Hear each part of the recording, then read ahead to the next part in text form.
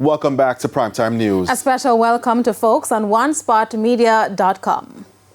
Up first this evening, there was high drama at a pre-Emancipation Day event in Westmoreland, which led to a brawl between organizers and the MP for Western Westmoreland, Morland Wilson. In a viral video circulating on social media, the MP can be seen arguing with the host as patrons shouted in disappointment.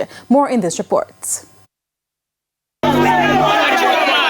What should have been a night to celebrate the nation's freedom on the eve of emancipation turned chaotic as Member of Parliament for Western Westmoreland, Morland Wilson, is alleged to have disrupted the event. TVJ News understands that he was slated to read the Prime Minister's address but was prevented from doing so by the organizers because he arrived late and the Governor General's message was already read. What came next? Marshall proceeded to unplug the electronic equipment.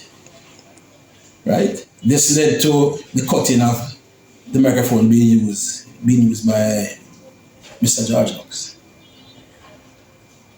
He was reprimanded by the Master of Ceremony. He was reprimanded by some members of the JCDC team. He was reprimanded by me because I reproached him and told him that's not it to do this thing. He said to me that if he doesn't get to read the Prime Minister's message, then not more can keep. The owner of Focus Band that was booked to play at the event says he's at a loss as to how things escalated. I just happened to lost 2 bass box and 2 mid box, and my mixer board is also damaged from the unplugging of the system. Mr. Watson says he was not near the stage, but when he saw what was unfolding, he ran to protect his equipment. However, he was a little too late. I'm happy that someone, that you guys came out to investigate and find out, because I would normally go to anybody because of the time that we're living in. So I'm happy that you guys came out to investigate and to find out what happened. So I'm grateful and hope that I can get back my equipment, because that's my bread.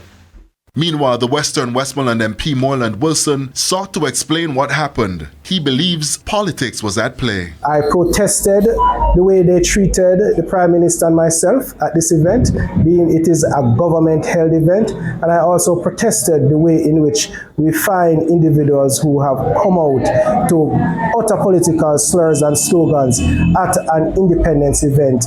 As for the mayor, he says he will not work with the MP until he issues a public apology. What I saw on display on Wednesday night, the 31st of July, by a man who's supposed to be a leader, is nothing short of 1, disrespectful, and 2, disgraceful.